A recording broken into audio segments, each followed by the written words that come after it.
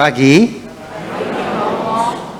Tadi pagi saya berkhotbah, ada dua hal. Saya ambil dari bacaan kedua dan bacaan Injil. Tapi ternyata bacaan pertama juga menarik. Bagaimana seorang Filipus diutus ke Samaria dan akhirnya mewartakan Injil. Semua umat sangat kagum dan akhirnya mau dibaptis. Kesaksian seorang Filipus yang pernah bertanya, tunjukkan Bapa kepadaku, itu sudah cukup. Ya, kita ingat bacaan-bacaan sebelumnya. Filipus, sudah sekian lama kau bersama dengan aku, kau masih bertanya, Bapa di mana? Kalau kau melihat aku, engkau melihat Bapa yang mengutus aku bersama dengan Bapa. Dan seterusnya, pewartaan itu membuat Filipus mewartakan Kristus yang bersatu dengan Bapa di surga. Namun baptisannya masih belum sempurna.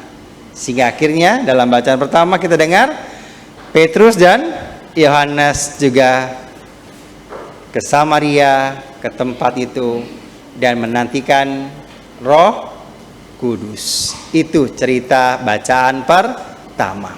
Roh Kudus belum hadir dalam diri mereka. Masih terbang-terbang tuh seperti yang kita lihat ya. Di kanan kiri ya. Nggak tahu mau hinggap kemana ya. Masih di atas tempat kita. Roh Kudus ternyata nggak hanya terbang seperti dilambangkan dengan hiasan-hiasan burung merpati ini. Tapi mungkin ada di kanan kiri, di kuping kita, di dalam hati kita, dalam semua pikiran dan juga hidup kita. Amin. Namun kita tidak menyadari ternyata roh itu tinggal dalam diri kita ketika kita didewasakan. Ingat ya, Bapak Uskup memulai memberikan sakramen Krisma kepada kita. Ada yang belum, ada yang tidak mau, ada yang juga lupa kapan ya saya terima Krisma ya. Roh Kudus hanya lewat gitu ya. Bapak Ibu, semoga ini mengingatkan kita bagaimana Roh Kudus yang sudah kita terima suruh menguatkan pekerjaan minimal karya-karya baik yang kita lakukan. Amin. Ini poin yang pertama ya. Yang kedua dulu. Kedua dalam bacaan kedua. Tadi kita dengar apa? Lebih baik menderita namun kita berbuat baik. Karena Allah hadir. Allah mau peduli memperhatikan itu. Daripada menderita untuk berbuat jahat.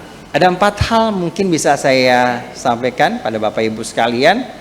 Ada 4 ciri atau 4 model manusia pada zaman ini, minimal yang saya alami. Yang pertama, manusia yang mungkin sering mengganggu, berbuat jahat, sering ngibul, bohong, nggak jujur, menyakiti, bahkan juga mengancam, juga mungkin membunuh, menyakiti, dan banyak hal-hal yang kita lihat ya di televisi, surat kabar, TikTok yang viral dan sebagainya. Kok tega-teganya memutilasi, kok tega-teganya membunuh ketika ditolak cintanya, mertuanya, pacarnya, anaknya dibunuh dan lain sebagainya. Nah, tipe-tipe orang seperti itu rasanya saya lihat dari ujung kanan sampai ujung kiri nggak ada kayaknya orang-orang seperti itu ya. Ada nggak ya? Gini ya.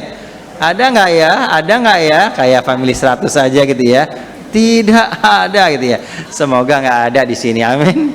Sungguh nggak ada. Yang ada ya mungkin di hatinya saja ya. Semoga nggak dilaksanakan, menyakiti, menipu, membuat orang lain terancam. Ketika datang, lihat bos, lihat si papa, lihat mertua, rasanya ngelihat serigala gitu ya, menakutkan. Pada mantu-mantu pada keluar tuh dari rumah ya karena mertuanya galak gitu ya. Kayak lagu aja Yos Ben duwe bojo kok galak gitu ya. Jangan galak-galak ibu-ibu ya, istri-istri yang cantik, yang manis gitu ya, sehingga suami juga betah. Betul ya Pak ya? Ya kan? Tuh kalau galak-galak ya sudah, yo wes ben wae lah ya. Ya sudah, biarkan saja. Yang penting kita tetap happy, yang nggak bisa happy kalau galak-galak. Ini tipe yang pertama. Lalu yang kedua, tipe orang yang saya nggak nyakitin orang, saya nggak pernah menyusahkan atau mengganggu orang lain. Saya nggak pernah juga nipu orang lain. Tapi ya sudah, saya asik dengan diri saya sendiri, saya tidak mengganggu, ya sudah, saya bersukaria, saya happy, nggak membuat orang lain itu menderita.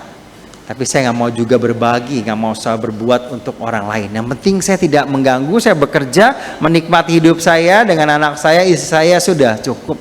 Tetangga bodoh amat mau minta bantuan, yang penting saya tidak mengganggu dia, dia pun tidak akan mengganggu saya. Prinsip orang yang seperti ini juga mungkin ada dalam diri kita hingga saat ini, atau ya suatu saat kita juga mengalami itu. Ketika sudah penat, kanan kiri nggak bisa bekerja sama, akhirnya ya sudah, saya sendirian aja deh. Sama seorang imam, seorang suster, semua ketika semua teman-temannya tidak bisa bekerja sama, ya sudah, saya sendirian aja. Apakah tipe-tipe orang itu juga ada dalam diri kita masing-masing? Yang penting saya nggak berbuat jahat, nggak menipu orang lain, sudah. Ini tipe yang kedua. Yang ketiga, kira-kira selain dia tidak menyakiti orang lain, tidak membuat orang lain itu menderita atau terancam, dia juga nggak asik dengan dirinya dia sendiri. Yang penting saya nggak mengganggu, tapi saya juga nggak mau berbagi, membantu, ataupun sesuatu yang bisa kita berikan. Tipe yang ketiga, saya memberi. Tipe orang yang saya membantu pada saat tertentu, dan saya mau berbagi dengan apa yang saya miliki. Saya kasih mereka yang berkekurangan. Saya nggak akan mengganggu orang lain, karena saya tahu saya pernah disayang, diperhatikan banyak orang. Saya nggak merugikan orang lain, bahkan saya menambah, membantu mereka dari kesulitan. Itu sangat baik. Baik nggak kira-kira? Baik ya Ibu ya, Bapak ya. Saya membantu, memberikan yang terbaik pada orang lain. Meskipun kadang-kadang saya juga mengalami kekurangan. Tapi saya sadar, samping saya pernah disakiti. Nah, poin yang kedua dalam bacaan kedua ini, saya lebih baik menderita, tapi saya membantu, memberikan pada orang. Meskipun rasanya saya susah, tapi tidak mencari untuk populer, untuk mencari nama. Nah, apa-apalah, saya pura-pura menderita, saya bagi, biar saya nanti terkenal, biar nanti saya viral, jadi konten saya banyak, saya berkurang, nggak apa-apa menderita, pura-pura disakiti dan sebagainya. Yang penting konten saya itu banyak followernya, banyak dilihat orang, dan saya ada udang di balik batu. Saya bisa nanti terkenal, saya bisa kaya dengan konten-konten itu, meskipun menyakiti diri kita, merugikan juga diri kita. Memang saya nggak merugikan orang lain, tapi berapa banyak jadiannya orang memberi tapi punya sesuatu. Tapi yang saya maksud dengan orang yang ketiga ini tidak mencari keuntungan. Kalau sudah mencari keuntungan, dia masuk lagi poin yang ke-1. Ini sungguh-sungguh dia baik, memberikan yang terbaik. Dan ini tipe orang yang ke-3, sangat luar biasa baik. Tapi ternyata ada tipe yang ke-4. Saya senang dengan angka 4, dan selalu saya menyampaikan ke sesuatu dengan kelipatan 4 atau angka 4 ini, meskipun banyak yang tidak suka dengan angka 4. Yang keempat adalah mereka yang sudah tidak menyakiti orang lain, tidak membuat orang lain itu kesal kalau melihatnya, juga nggak untuk dirinya sendiri, orang normal biasa aja. Gue nggak nyakitin lo juga nggak nyakitin gue juga memberikan yang terbaik juga untuk diri saya, untuk istri saya, untuk anak-anak saya, sudah cukup. Yang penting saya tidak mengambil keuntungan dari orang lain, tapi saya juga memberi kelebihan ataupun sesuatu kepada orang lain. Dan ternyata ada yang lebih lagi daripada itu. Dia memikirkan bukan hanya saat itu saya memberi, jadi bagaimana saya berjuang terus-menerus membuat orang yang tadi sudah tidak punya harapan, Bukan hanya memberi, tapi punya sesuatu yang bisa terus-menerus membuat orang itu bahagia, punya pekerjaan, punya harapan untuk hidup, bukan hanya untuk kesembuhannya saat itu, tapi bagaimana dia juga bisa menafkahi orang lain. Dia bisa berjuang sebagai pemimpin perusahaan misalnya. Dia memperjuangkan juga 2-3 tahun berikutnya untuk anak dan istri, para karyawan. Bukan hanya gaji, lo kerja, gue bayar. Saya juga memberikan hak tunjangan hari raya. Tapi dia berpikir bagaimana kita bersama-sama mengembangkan perusahaan itu, keluarga besar perusahaan itu, dan akhirnya bersama-sama menciptakan kepentingan bersama.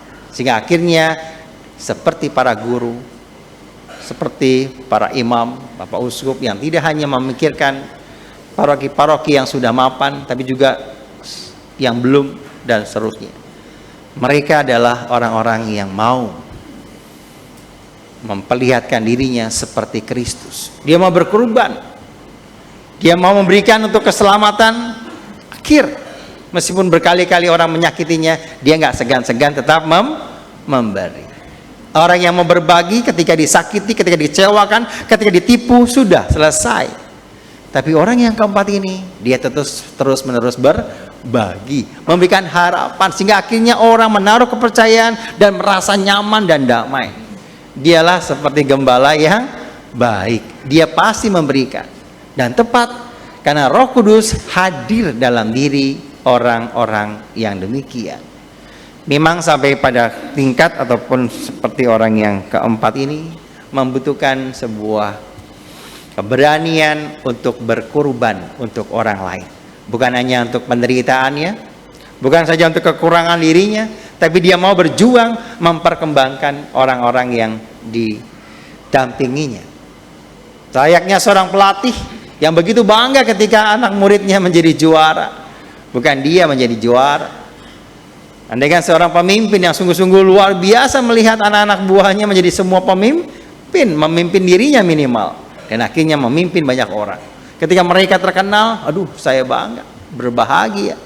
Bukan malah sebaliknya, saya akan jatuhkan. Kok dia lebih tinggi dari saya? Orang yang punya kerendahan hati yang luar biasa, dialah tipe orang yang keempat. Dia mau berjuang, bukan hanya memberikan orang lain, memberikan dirinya, memberikan hartanya, pengetahuannya, segala sesuatu, sehingga banyak orang yang baik berada di muka bumi ini. Amin. 4 hal di poin yang kedua ini. Dan poin yang ketiga, dalam bacaan Injil, Yesus tidak mau meninggalkan kita sebagai yatim piatu. Beberapa hari lagi ini Yesus akan naik ke surga dan tidak lagi mendampingi para murid. Ia sudah bangkit selama-lamanya, tidak bersama dengan para muridnya yang awalnya kebangkitan, takut, kabur, mau pulang kampung seperti murid yang mau pulang ke Emmaus ya. Para wanita dinampaki, aku melihat Tuhan yang bangkit. Mereka pada takut dan akhirnya kocar kacir seperti yang kita lihat ketika Yesus disalib, manggul salib, mereka pada kabur. Ketika dia bangkit, pelan-pelan mau berkumpul, dan akhirnya Yesus tetap menemani sebagai guru yang sabar, yang luar biasa menemani para murid. Dan akhirnya para murid memberanikan diri ketika sebentar lagi aku akan pergi meninggalkan kamu. Dunia memang tidak mengenal aku, tapi kamu, kata Yesus kepada para muridnya, kamu mengenal aku. Aku dalam Bapa dan Bapa dalam kamu. Barang siapa engkau mengasihi aku, engkau mengasihi Bapa, dan Bapa akan mengasihi kamu. Juga seperti aku, yang dikatakan dalam bacaan Injil, aku juga mengasihi kamu.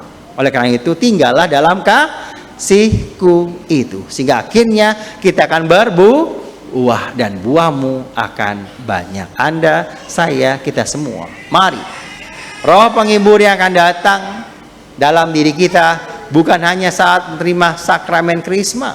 Meskipun itu pun banyak dari kita yang belum terima. Perkawinan ya sudahlah selesai, ya sudahlah lupa, udah lewat, sudah bekerja, sudah ini dan sebagainya. Padahal sakramen Krisma, sakramen yang mendewasakan iman kita. Mari kita benahi segala sesuatu yang belum Aduh Romo jangan krisma, perkawinan saya juga belum beres, belum diberkati, belum ini itu dan sebagainya. Ya sudah, silakan. Ketika di checkpoint gitu ya, mau masuk surga, krismanya udah belum? Wah belum, minggir dulu sebentar.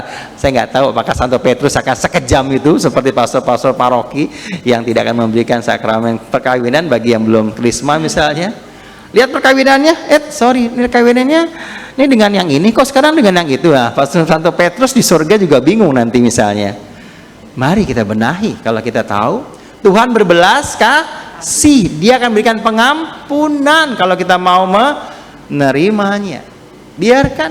Saya setia pada suami, saya setia pada istri, saya setia pada janji perkawinan, dan akhirnya imamat yang sungguh kita syukuri hingga saat ini. Semoga kita semua di poin pertama, Roh Kudus yang memang belum kita terima seperti umat di Samaria akan datang saatnya, dan mereka juga akan menjadi kudus meskipun dia menerima Kristus tapi belum menerima Roh Kudus. Maka Yohanes, Petrus berdoa dan akhirnya mereka menerima Roh Kudus. Para imam, para uskup juga berdoa agar kita umatnya setia menerima Roh Kudus itu. Yang kedua, lebih baik menderita untuk berbuat baik. Ada 4 hal, 4 orang yang kita ketahui. Anda memilih yang mana, lakukan sesuatu yang baik. Dan yang ketiga, Roh penghibur akan datang pada saat yang tepat. Kita nggak tahu kapan. Kalau engkau mengasihi aku, Ia juga akan mengasihi kamu. Kemuliaan kepada Bapa dan Putra dan Roh Kudus. Mari kita bangkit berdiri, kita memperbarui iman kepercayaan kita.